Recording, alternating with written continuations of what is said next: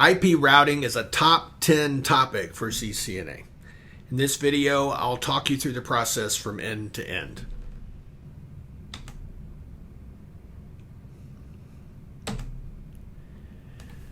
As usual, this video follows the organization of my best-selling CCNA books, in this case, the Volume 1 book, Part 5, Chapter 17.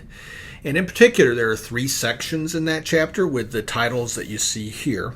This video matches the first of those, titled IP Routing. Now, here in this video, I take a different approach, as usual. In this case, I've got 4 sections in the video. The first is a little bit more of an overview, but it focuses on this idea of encapsulation, which is a very important theme in how routers forward packets.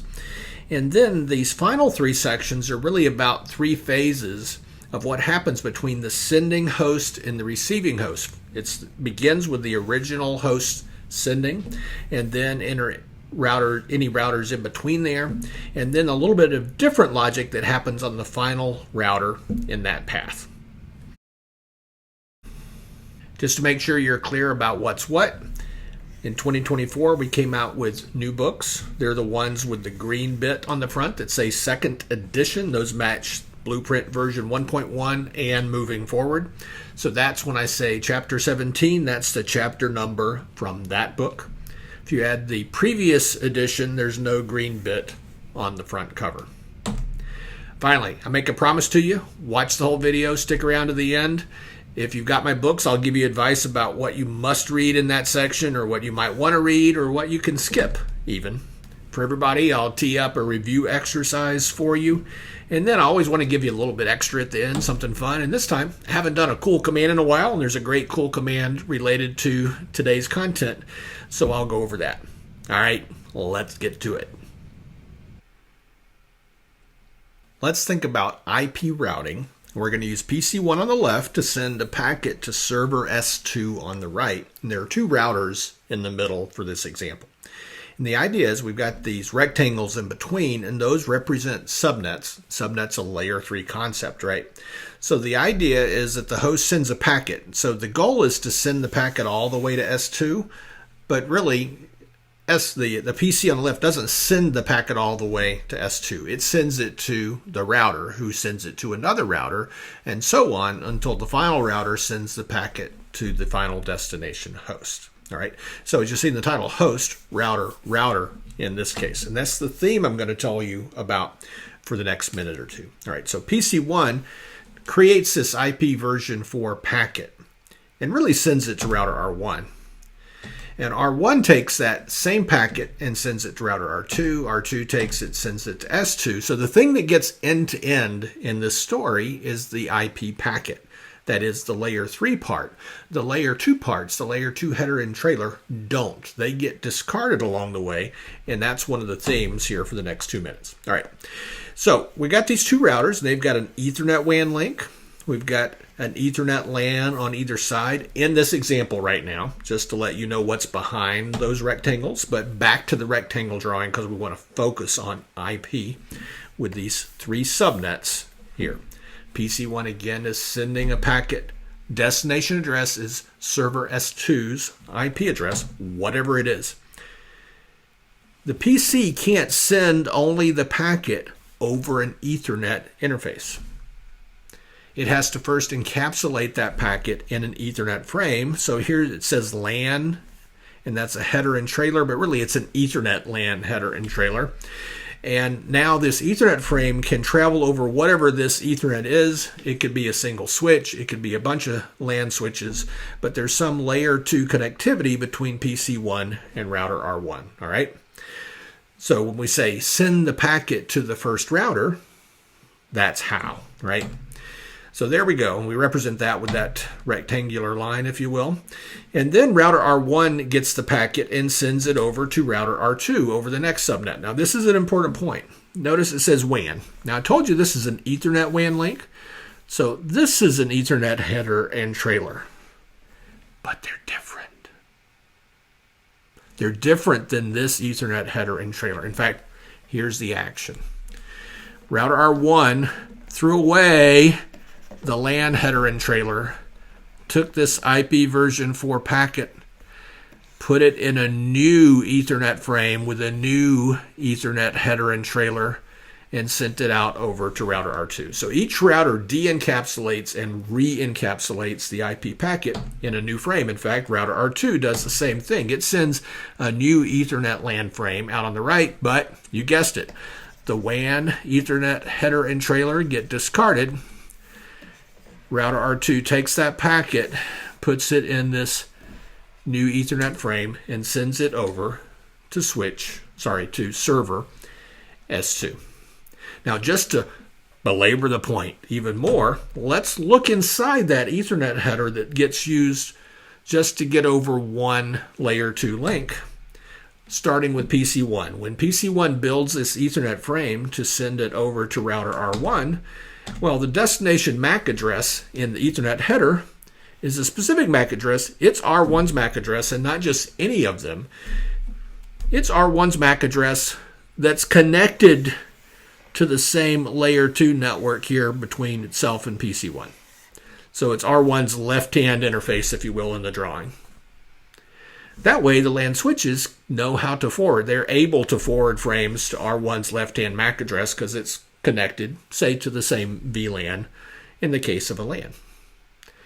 Then R1 extracts the packet, puts it in a new Ethernet frame.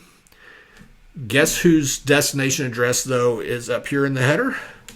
Well, you guessed it. It's router R2's MAC address, and it's the MAC address not on the right, but the left-hand interface, the one that's reachable from R1. Same thing happens here when R2 de-encapsulates this packet, puts it over here in this new Ethernet frame. The destination MAC address here is server S2's MAC address. That lets the layer 2 switches forward the frames where they need to go. All right, so that's a view of the encapsulation. We're going to look at other details of routing in the coming pages. Just so you've seen one example with serial, say we've got a LAN, an Ethernet LAN on the left, an Ethernet LAN on the right, and this serial link in between. It's the same process. Here's a LAN frame with the packet in it, still going to R1's left-hand MAC address. When we get to the WAN, there is encapsulation, but it turns out on point-to-point serial links, you'll use one of two data link protocols typically, HDLC or PPP. So that's the header and trailer here. What makes it through router R1 is the packet. What gets discarded? The Ethernet LAN header. R2, it discards the WAN header and trailer. The packet gets encapsulated in a new frame, and of course, the destination MAC address is server S2's MAC address.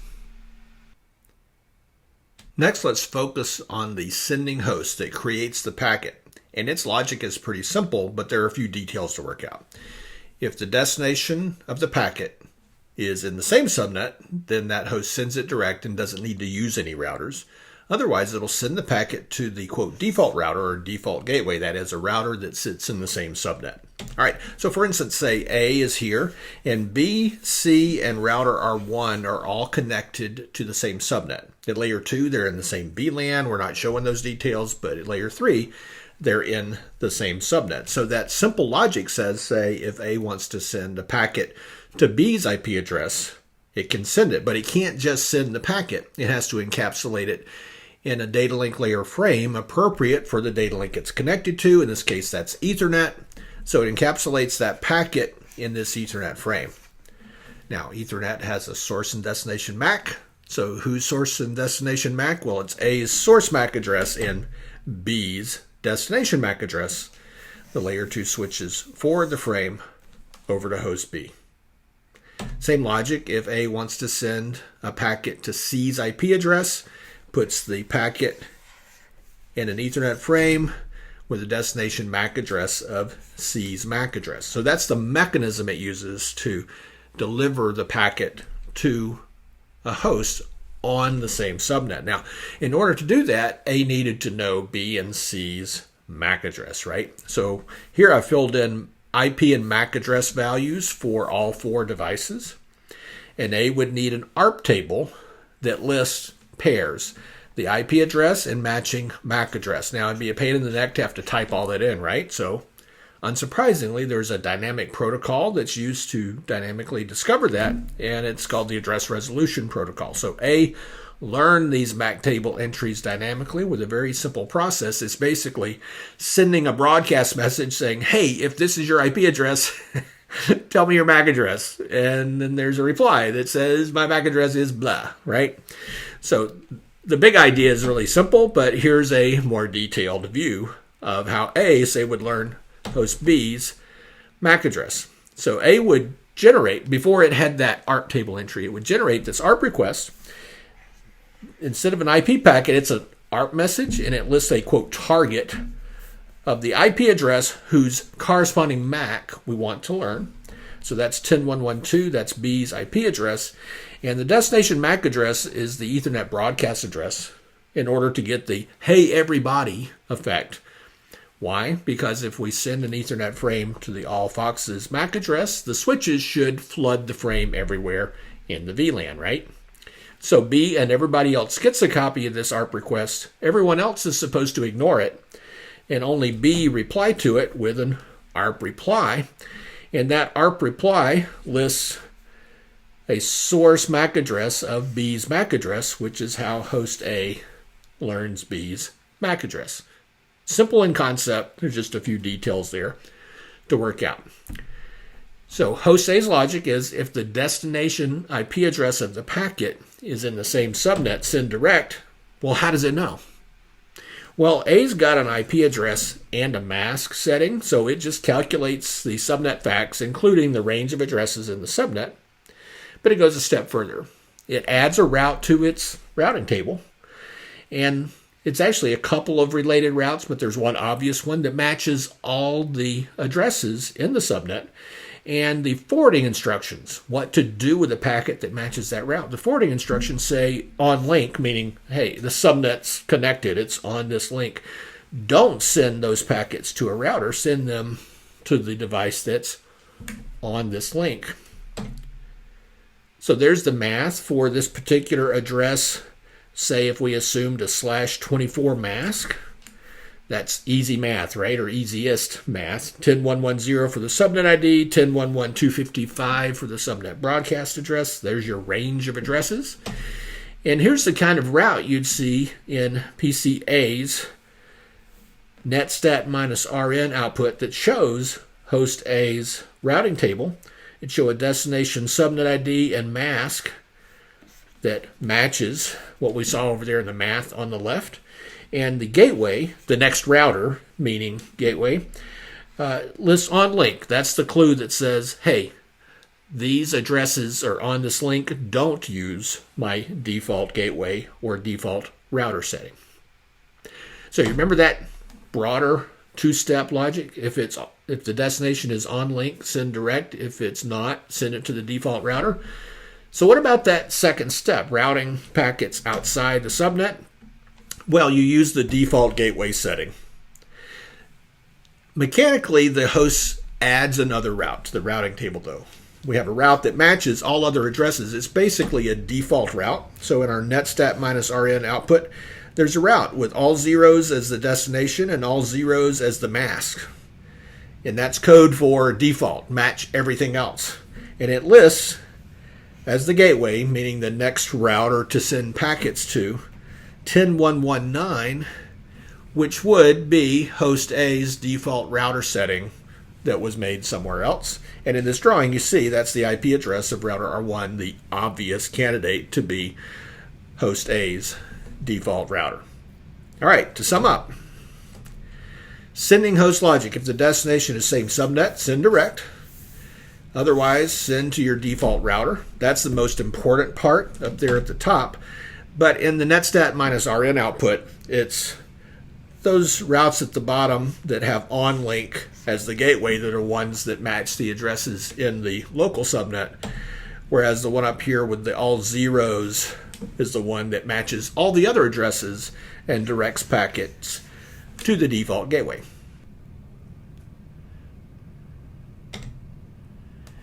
Now let's talk about those intermediate routers, any routers between the sending host and the destination host think like this. Say it's router R1, and say PC1 now has sent a packet and it's going somewhere far away to the right. In that frame, holding the packet enters over here on R1's left-hand interface. So there it is. It's got the Ethernet header and trailer with the packet inside. So we got a couple of questions it asks itself. It's like, first, does the frame even pass the frame check sequence in the trailer? Like, if it had bit errors, R1's going to throw it away. That's just inherent to how Ethernet works. And then it checks the destination MAC to basically say, is it for me? Is it to my unicast MAC address implied in the drawing, or is it to the broadcast address? Maybe it's something I should process. So if it passes the frame check sequence and it's addressed to the router or it's a broadcast frame, then it triggers the process of doing more. What is that more? Well, let's take a look. It de-encapsulates the packet. That means it removes the packet from the original frame and it throws away the original Ethernet header and trailer. All right, so there's the packet sitting there in memory in router R1. And as we talked about before, it needs to be added. R1 needs to add this packet into a new frame before it can send it over to router R2 next, for instance. So in memory, it puts this packet in a new Ethernet frame with a new layer 2 header and trailer around it. Now it's an Ethernet WAN link, so it's going to be an Ethernet header and trailer, but they're different details. In fact, the destination MAC address in this drawing is going to be R2's left-hand side MAC address, whatever that is over there. All right, so that's the de-encapsulation and re-encapsulation that happens inside a router. Now, that previous drawing didn't have a lot of interest to it, but let's just say R1 had a choice to make, right? It needed to know where to send the packet, and there's lots of subnets. Now, I can't draw effectively a drawing with lots of subnets in it, but here we've got two. Subnet 10120/24, that is all addresses that begin 1012. And this one down here, all addresses that begin with 1013. And so this packet arrived from PC1, it came in the interface, it passed frame check sequence, it was addressed to R1's left-hand MAC address, it de-encapsulates the packet, and it does this comparison to the IP routing table.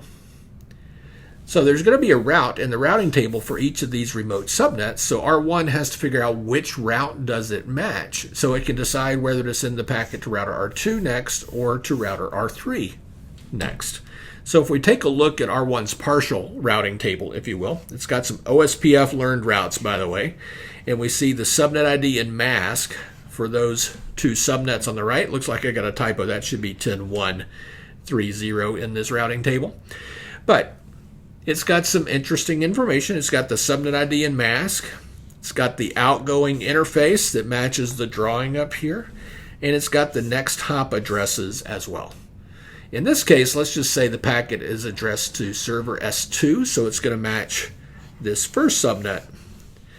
So that's going to tell router R1 to send the packet out gig 001 to router 10.1.12.2 next. Once that route is matched, then it can go through the process of re-encapsulating this packet over here. And by the way, when you re-encapsulate that packet in a new data link layer frame, the outgoing interface is Ethernet. It's going to need an ARP table entry, just like we talked about a few minutes ago. So in this case, Ethernet WAN, we're going to have an ARP table entry. Let's just say, for instance, that router R2's interface uses this mostly A MAC address.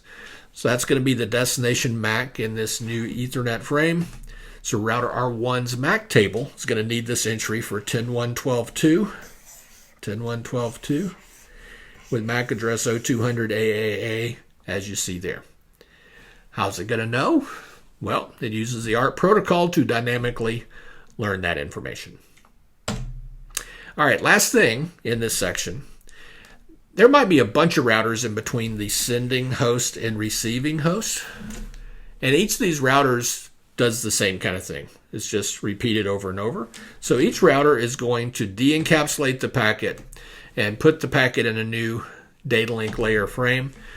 So the data link layer frames are short-lived. They only make it from a host to a router or from a router to a router, but not end-to-end, where the IP packet makes it through the entire end-to-end process, as you see there in the slide. The final router before the packet's delivered to the destination host has slightly different logic. All right, the route that it matches to forward the packet that last time does not list a next hop router. So here's router R2, and say it's the last router in the route to deliver a packet over to to server S2 at address 10.1.2.1. So what's going on here? Well, R2, the route it has for that subnet is going to be a connected route, right? R2 is connected to that subnet. So here's the subnet ID and mask. There's the outgoing interface of gig 000, but the next hop router in a connected route, there is none. It's an empty field because, logically speaking, R2 doesn't need to send this packet to another router, right? It needs to send it to the host. So the absence of a next hop router is kind of a way to say, hey, you're almost there. Just send it to the true destination host. All right. So how can R2 deliver an IP packet to a destination host like server S2? Well, it's going to encapsulate that packet, of course, in a data link layer frame, in this case an Ethernet frame, and it needs to address that to the host's MAC address, destination MAC of 0200.02.02.02.02 in this case. How does R2 know that? Well, it's going to have an ARP table. And if it doesn't have an entry, it'll need to use ARP to build an ARP table entry. But there would need to be an entry for the host's IP address, 10.1.2.1, with its matching MAC address off that interface in order to complete this story. So that's the bit of different logic. Instead of sending the packet to another router and maybe using an ARP table entry for that, we've got this next hop router bit that's empty, which says, hey, find the ARP table entry for the true destination.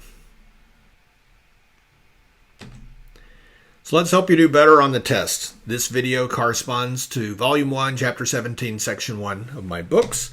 So, do you need to use the book? It'd be my recommendation, yes. This video covers it pretty well, but it's a top 10 topic. Also read the book. Make sure you've got it down, read the whole section. Now, I purposefully do things differently in the video than in the book to give you a second voice, if you will. The book focuses more on what happens within one router. I focus more on the three-step process: sending, host, intermediate router, final router here. So focus on one packet processed by one router, as in that section, and focus on matching the IP routing table. There's more detail on that in that section. All right.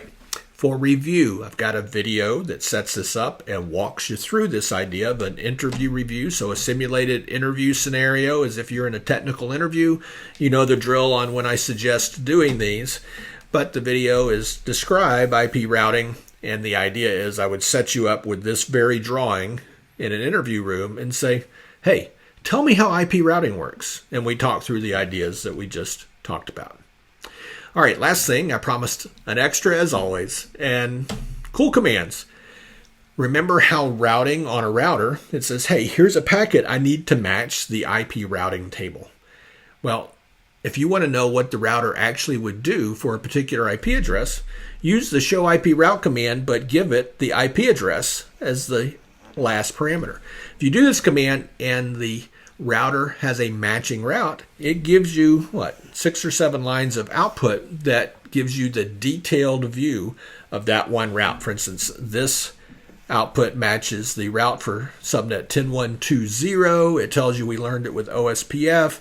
It tells you that the outgoing interface is gigabit 001, so on and so on. All right, so you get details about the route. Now, also of interest, if you plug in the same command with an IP address and it does not have a matching route, you get this, subnet not in table. So you know that it won't match the routing table in that case. So pretty cool command. Big important video here, folks. Hope you enjoyed it. Hope you got a lot out of it. If you're new, you know the drill with YouTube. Subscribe, click the bell.